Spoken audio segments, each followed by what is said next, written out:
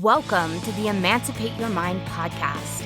I'm your host, certified religious transition and trauma recovery coach, Terry Hales.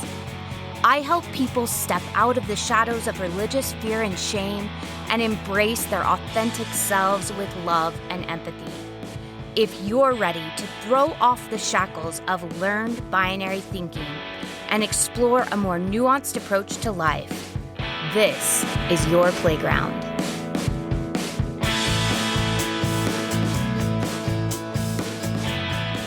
Hello, and welcome back to the Emancipate Your Mind podcast. It is time for the midweek question and answer.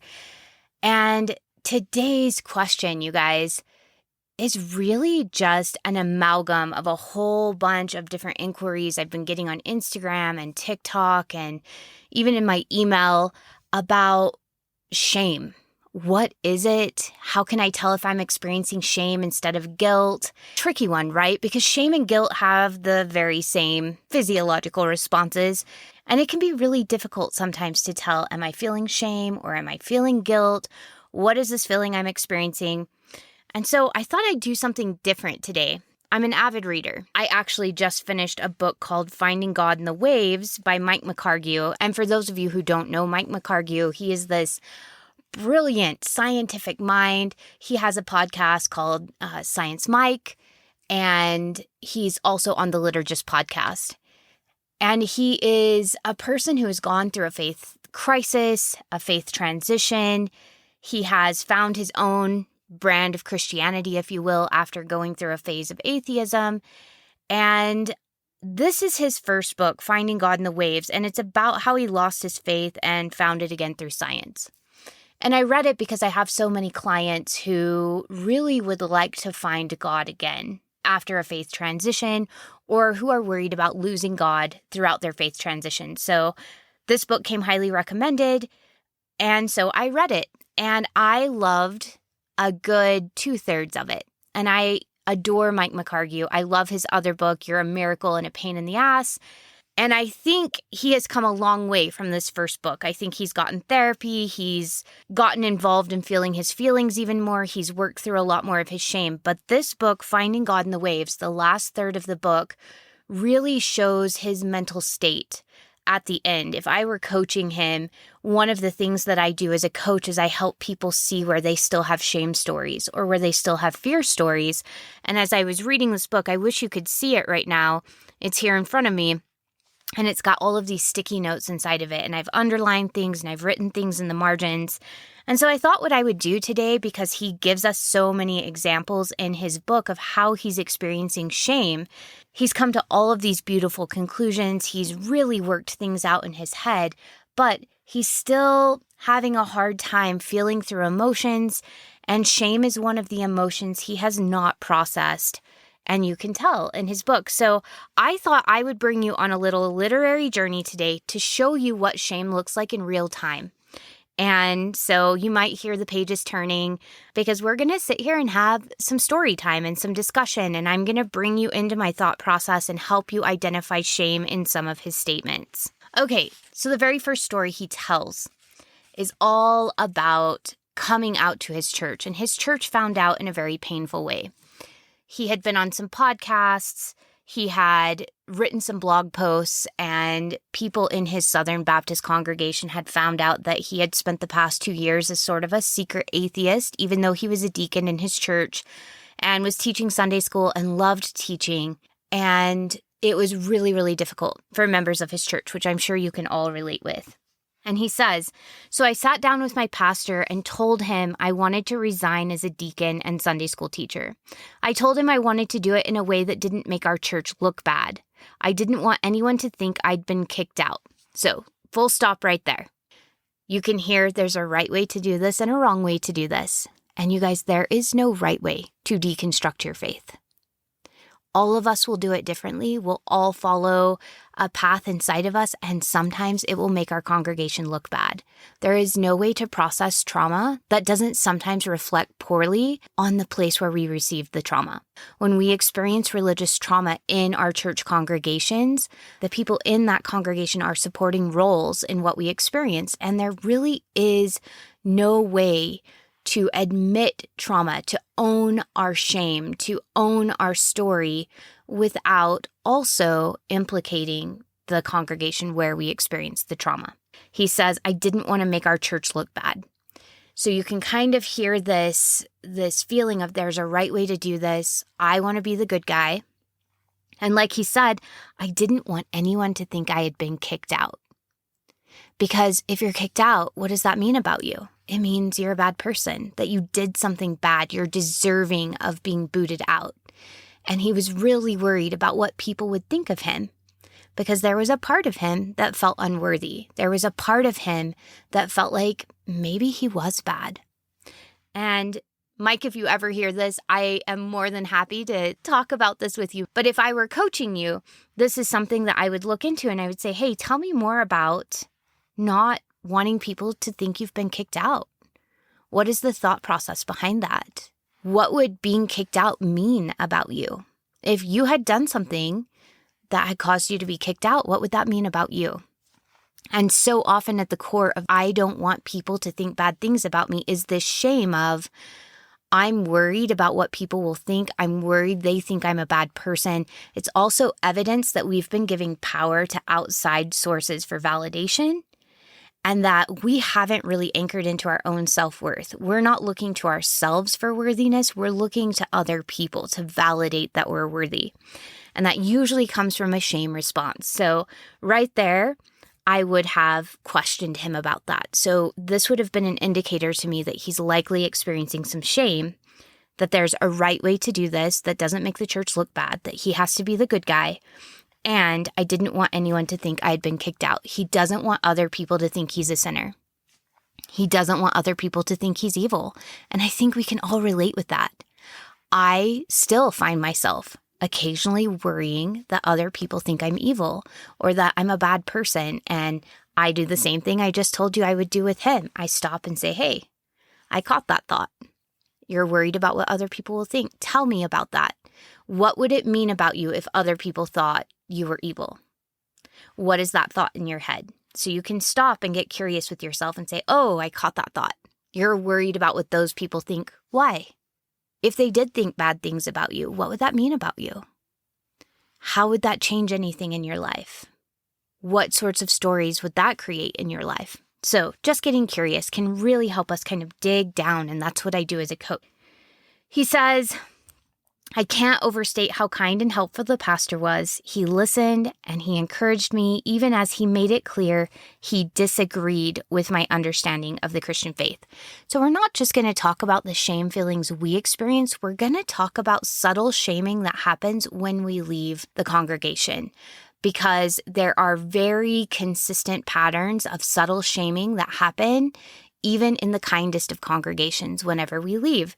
And right here, the fact that he didn't just empathize and encourage him and suggest that he follow his inner knowing, that he was loved and he'd belong no matter what, he had to make it clear he disagreed with my understanding of the Christian faith. It's almost like he was saying, yeah, I see why you have issues and problems, but I think you're wrong. My understanding is different, and I think you're wrong. And it's a very subtle shaming technique that happens when people try to empathize with us, but they don't want to empathize with us too much because we might not come back. And when you have a very black and white thinking of this is right, this is how we get to heaven, and this is wrong and you're going to burn in hell, it's almost like we can't allow ourselves to empathize completely, because if we empathize completely, people might make the choice never to come back, and that's unacceptable because we believe they'll burn in hell forever. Or in the case of Mormonism, go to a lower kingdom where they'll never get to see God and they won't get to experience a fullness of the expression of who they could become. They can't become gods and goddesses, if you will. Here he says he disagreed with my understanding of the Christian faith. So he was just very, very subtly shamed there, where he says, I'm encouraging you, I'm listening to you, I'm here for you, and you're wrong. He says, there were no torches or pitchforks chasing me out of our church's leadership. And I think most of us would say that we didn't experience any torches or pitchforks either. There is no shunning practice in Mormonism, and yet there's subtle shaming and subtle shunning that happens, like I said, as a way to encourage us to come back, to let us know that we're on the wrong path. Because if we completely empathize, people may feel that what they're doing is okay and they may burn in hell. And then if your doctrine is the same as Mormon doctrine, we're held partly responsible for that, for not teaching correct principles.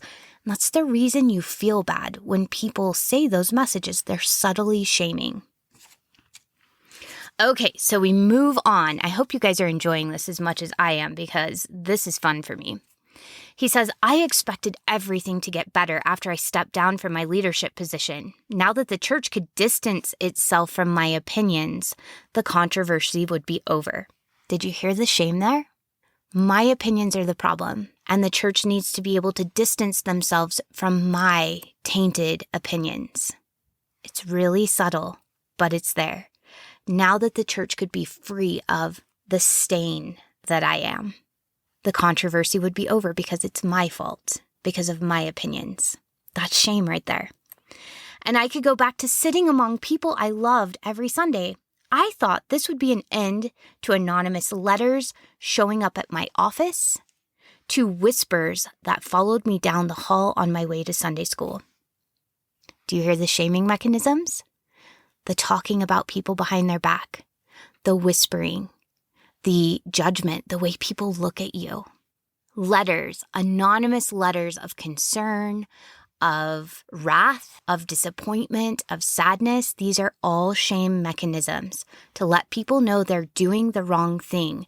They're in danger of being kicked out of the tribe. It is a last-ditch effort to get people to fall in line and do the quote-unquote right thing and come back into the fold, because the fold is right and you are wrong because you're different, and that is a shame message. But church was never the same again, he says. Jenny and I looked for an adult Sunday school class, and I was shocked when someone called me at the office Monday morning to tell me the group wasn't comfortable with my presence. We never knew which Sunday at our own church could produce someone trying to correct me. And no way could we miss how many shoulders had turned cold. My family felt increasingly alienated in what once had been our spiritual home. Again, we're back to that subtle shaming. My guess is that his Southern Baptist congregation had no formal shunning practice, and still he was treated as if he was dangerous. He was treated as if he was fundamentally wrong, as if he was a poison or a canker. His old friends, people he had considered family or friends, were turning cold shoulders to him. They didn't want to hang out on the weekends. Their kids couldn't play with his kids, I'm guessing. People were trying to correct him, to argue with him. There was no empathy. There was just simply fall into line. Do it the right way. Don't go burn. These are subtle shaming and fear messages, trying to get people to get with the program and stay in the group. He says, so we did what anyone would do. We left our church. And ultimately, that's what shaming does. Shaming does not bring people back into the fold. It might for a short time. Shame has been shown to make people's behavior fall in line in the short term, but long term, it alienates us from one another. This is something I wish I could preach from the rooftops to high demand religions and to really, honestly, any religion. I know Christianity is losing people in droves, and this is something I wish they would understand, is when people leave, the more you can empathize, the more you can really just understand and listen, put yourself in the other person's shoes, the more likely they are to stay connected, the more likely they are to spend time in your presence. But when you shame, people feel so uncomfortable and so unworthy, eventually they leave. He says over the next few months, we learned the near sacred pleasure of Sunday brunch and the miracle of a weekend that suddenly had 2 days. For the first time in my life, I didn't have a church. He says, but it broke my heart. Honestly, it hurt worse than my parents' divorce when we left the Baptist church behind. And I'm sure you guys can sympathize with him. You can empathize with him. We've all been through this. This was the hardest thing I had ever done, leaving the LDS church, leaving my identity. It was a death of myself. It was a death of my faith. It was a death of my relationship with God. It was social suicide. I lost an entire community of people. In many ways, it estranged me from my family of origin.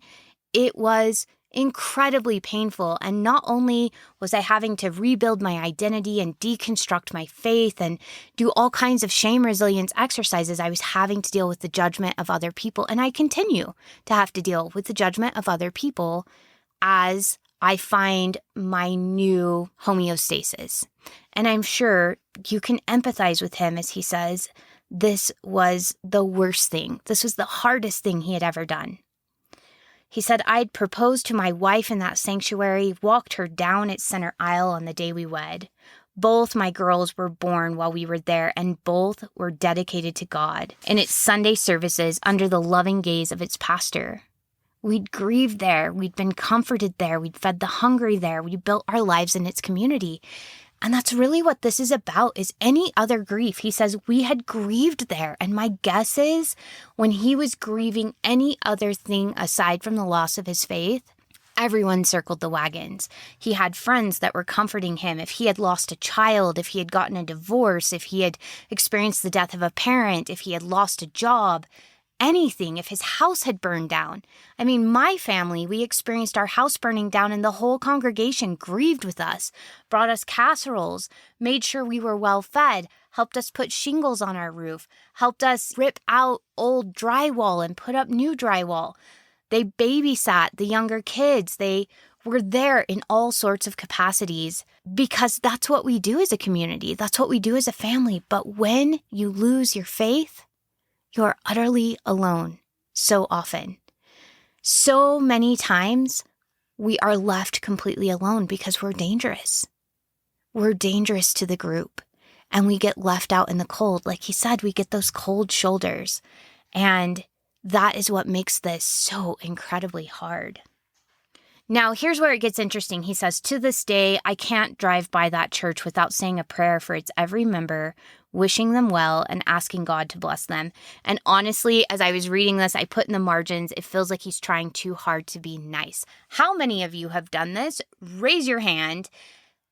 Oh my gosh, right? When I left the church, I was going to be this completely kind person that never said an ill word about the church. I was not going to be an angry apostate. And yet, the fact that he's telling me that he's always saying a prayer, he has nothing but kind feelings to people who were talking about him behind his back, whispering about him as he passed in the hall, sending him messages, anonymous messages, calling him to repentance, telling him he couldn't come to Bible study because he wasn't welcome and other people were uncomfortable. Please tell me that this person, please tell me that Mike is not having all kinds of negative feelings. Tell me you lose an entire community and you don't feel betrayed. Tell me you don't feel angry. Tell me you don't feel lonely. And yet, he's doing what so many of us were taught to do. You have negative emotions, you numb them by praying. You numb them with service. You numb them by singing a little hymn. And he says, I can't drive by that church without saying a prayer for its every member, wishing them well and asking God to bless them. He still hasn't allowed himself to grieve and to feel his emotions and to really process what happened to him. This is toxic positivity. And my gosh, we need a full episode on this. But toxic positivity is where we try to put a positive Band-Aid on our really difficult emotions instead of feeling through them and cleaning out that wound. When we do that, that wound just festers. It does not go away. It does not heal. Okay. He says, we've all heard stories about people who've been hurt by church officiants committing untoward acts. Those experiences are genuine and important, but my tale isn't one of them. There was no villain here. There was no villain here because he doesn't consider what he experienced to be abusive or traumatic. He feels like what everybody did was okay because he's the bad guy. And my guess is he believes that he deserved it. He believes that he deserved to be ousted from the community, to be whispered about, to not be allowed to come to Bible study, to not be welcome at church because he did something that made other people uncomfortable. And this sort of tribalism mentality is what makes this so traumatic. Is because we're not allowed to differentiate ourselves. We're not allowed to think differently. There is shame if we do that. And there is a villain here. It might not be the people. The people often are just as victimized by the high demand religion as we are. So they're just operating from the mind control tactics that they've been taught, the indoctrination that they've been consuming likely their entire lives. So perhaps there is no villain in the congregation, but the doctrine itself, the things that we're teaching are the villain. They're not healthy. It's not okay. And when we're saying there's no villain, everything's fine. Like I have all of this grief and it was really difficult, but like everything's beautiful and I have no hard feelings, we're putting that positive Band-Aid on and we're just not able to process. He says, the people at my church loved me and the tension I experienced there wasn't caused by a loss of love, but by disagreement. And here's the thing. When we love someone and we disagree, we don't talk about them behind their backs. We don't kick them out of our congregations. Well, he wasn't kicked out, he left, but they kicked him out of Bible study and said he wasn't welcome there. We're not constantly correcting them and trying to make them fit our mold. Love accepts people as they are. Love does have disagreement, but love seeks to empathize with the other person and to understand, not to try to get them to conform. I was following a path toward who I believed God wanted me to be, and my church was being faithful in a way its members understood. But to stop fitting in at a church one loves can prove incredibly painful. And this is where we get to the crux of it. He said to stop fitting in. There is such a difference between fitting in and belonging. Fitting in is when we have to contort ourselves, at least a little bit, in order to be acceptable in the group. Belonging is where I get to show up in my authentic, messy, complicated human self, and I am authentically loved and I belong, even if I change, even if I grow, even if I make mistakes. I am welcome and I belong in all of my humanity.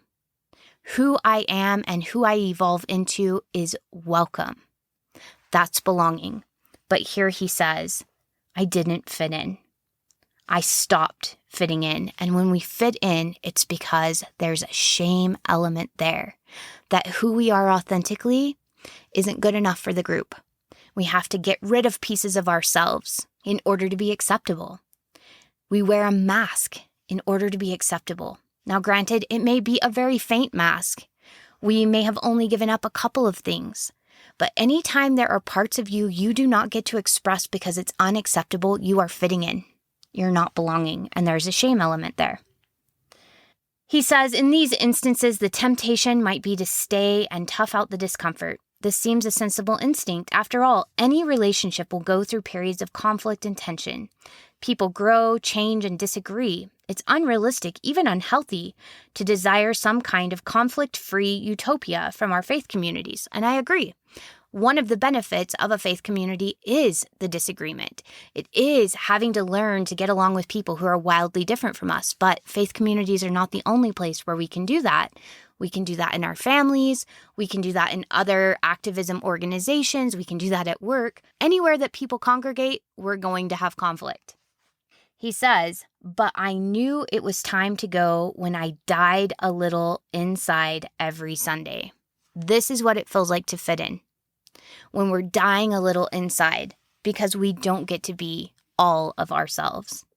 He says, I knew the time had come to move on when others were being hurt by the simple act of me being who I was. That is the biggest shame message I can share with you. When you believe that other people are being hurt by you being you, that you are inadequate as a human being, that there is something fundamentally wrong with you, and that other people would be better off without you. That is a huge shame message. At the very bottom of my depression, I believed the world would be better off without me because I was fundamentally flawed. And I hear some of that in Mike McHargue's language here. People were being hurt by the simple act of me being who I was. I am flawed. I am the problem, is what I'm hearing. That is a shame message. I had worried that my church might suffer without me, but I was wrong. My church suffered because of my presence. And it could only start to heal once I left. So there's so much to unpack here. I'm the problem. My church can only heal when I leave. I will sacrifice my well-being. I will sacrifice myself. This is such a codependent, people-pleasing behavior to say, at the detriment of my well-being, I will leave so that you can heal and get better because I'm the problem. Codependency always has a shame element where we're willing to sacrifice our needs, our desires, and our well-being in order to help other people feel better in their shame. And that's exactly what's going on here.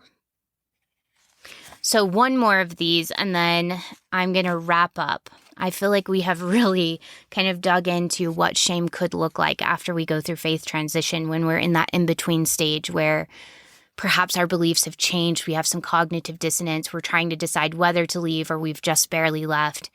And a lot of what he's describing, we go through with our faith communities and with our families. And I want you to just use this episode to get curious with yourself. Am I telling myself some of these same things? Am I taking all the blame for the conflict in my life? Listen to where you're willing to sacrifice your own well-being so that other people are comfortable. Those are all going to be red flags. When you hear yourself taking all the blame, it's shame. Just get curious with what you're thinking. Allow yourself to feel through it. When you see yourself giving up your well-being for the comfort of others, that's codependency. And we're going to be talking a lot about codependency. That's become my research. It's something that I'm researching deeply because I'm seeing it over and over and over and over again with my clients. High demand religions are highly correlated with codependent relationships, with family members, with spouses. But I'm also noticing codependency with the God we were taught about. The God that we were taught about often has narcissistic tendencies, and we get into codependent relationships with that God. Or with the church itself. We become codependent with the church where we give up our own needs and our own desires in order to serve the church and make the church feel better. And in return, we hope for the validation and the self-worth that we're missing. So sometimes the church and God get conflated. Sometimes they're separate. But I'm noticing a lot of codependency here. And I'm seeing it even here in Mike McHargue's telling of his story of leaving. Okay, so let's wrap this up. I'm going to read one more thing. He says, on a cognitive level, I understood the sociological dimension of my faith transition. I was the one whose beliefs had changed. And that change was a violation of an unspoken social code in my church community. My closest friends felt betrayed, and strained or broken relationships became inevitable. But even though I understood why everything had happened, it didn't bring me any peace. You guys, he's allowed to have beliefs that change. You're allowed to change your beliefs. You're allowed to grow and understand more. You're allowed to evolve as a human. You're allowed to mature. And people that can't handle that, it is not all your fault. Yes, you grew, you matured, but the fact that they can't handle that maturation, they can't handle beliefs changing says something about them as well. There cannot be conflict without two people. There are always two sides to the story. Yes, his closest friends felt betrayed, but so did he. Yes, there were strained and broken relationships, and yet he was trying to understand why everything happened, and he was taking the whole burden on himself instead of holding other people accountable for their poor behavior as well. There feels like there's no boundaries here. He's just like, I deserve whatever you give me because I changed the rules. I quit believing. And you guys, you all know none of us chose to quit believing. It's just like one day something clicked and our shelf broke.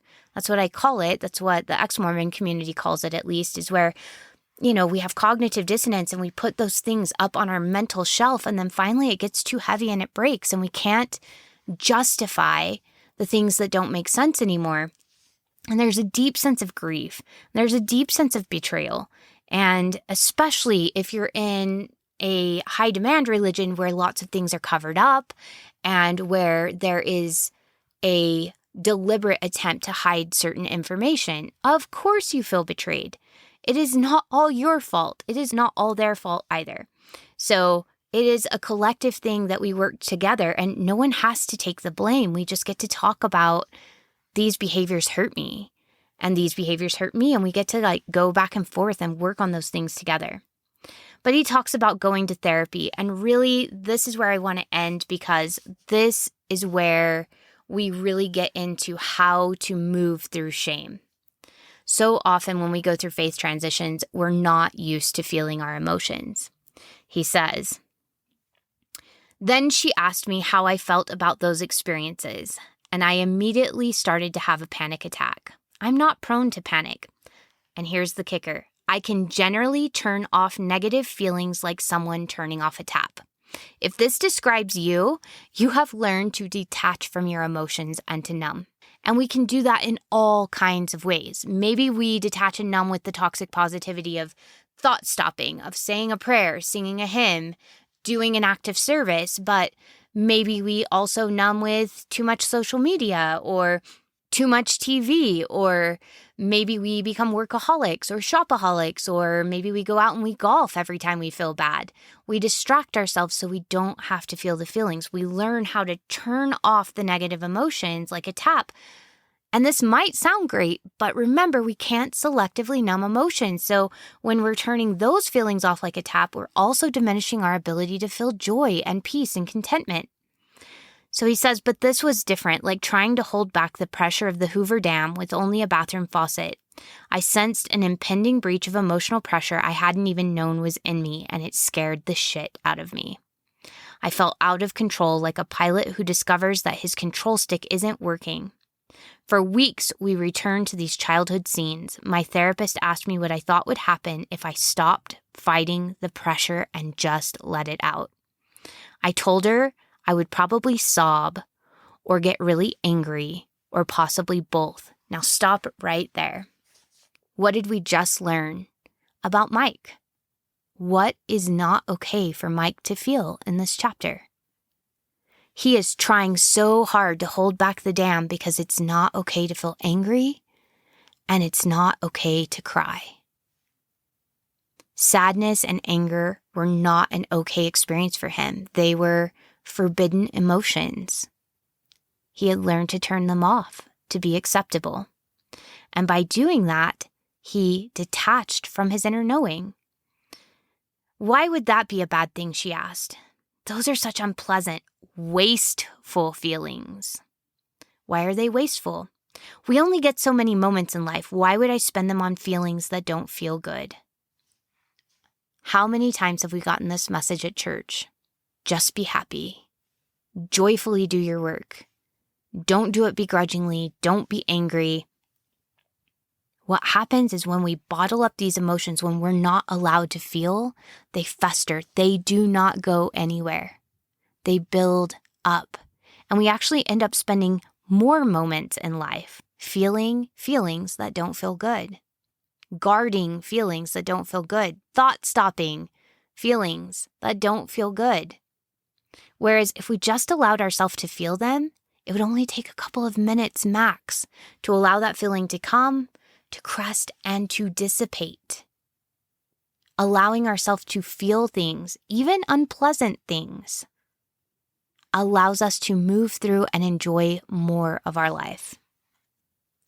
He ends by saying, the more painful a story is to tell, the more we need to tell it. And the reason that is because there's shame involved. And shame hates secrecy, silence, and judgment. And when we can tell our story in a safe space, we release shame. and we're able to anchor into our self-worth much more quickly. I hope this was helpful, this little story time of ours. I hope you were able to see what shame might feel like in your own life, how you might see it in other people's lives, and what to do with it, how to get curious with it. Let me know if you still have questions about shame, and we will delve in even deeper. Shame is a difficult emotion because it manifests in all different kinds of ways. I've gotten really adept at spotting it in myself and in others, and we give cues all the time. We give cues in our language. We give cues in our body language. We give cues in our tone of voice and our posture. We give cues with how willing we are to engage with a group. And it's so powerful to be able to sit with someone and ask curiosity questions. And you can do that for yourself. You can ask yourself, wow, I notice I'm taking all the blame. What thoughts do I have going on? What do I believe about this? What's the story I'm telling myself? And is that true? Is it true that I'm completely responsible for everything that's happened, that I'm completely responsible for all of the conflict, that all of this is my fault because I'm a bad human, or because I broke the social contract by having different beliefs? Or am I allowed to evolve and grow? Am I allowed to believe different things? And should I have a place of belonging even as I evolve? These are all great curiosity questions to ask ourselves. And the more curious we get with our shame, the more we're willing to recognize it, to speak shame out loud, the more resilient we become, and the happier and freer we become as well. As we become shame resilient, we're able to allow it to just fall off of us. We're allowed to release it and let go of it and quit hanging on to it. And we get to feel better about ourselves. We get to feel more worthy. And when we feel more worthy, we feel happier and freer. And I want that for all of us. If you have questions you would like answered in the midweek question and answer, by all means, don't hesitate to reach out. Or if you have a book like this one that you would like me to read and you would like me to talk about certain parts of it, I'm more than happy to do that as well with the limited time that I have. I'm always looking for great reading material that helps me understand this subject even better. Feel free to email me at the email in the show notes, terry@emancipatedcoaching.com. You can send me messages on Instagram. You can send me messages on TikTok, or you can come to the Facebook group and also ask questions. The Facebook group is called Emancipate Yourself. I'm Emancipated Molly on Instagram, Emancipated Terry on TikTok, and I look forward to hearing from you. I've been having great conversations with people, getting to know so many of you, and I love every minute of it. Thank you for spending your time with me today, and I will see you on Sunday.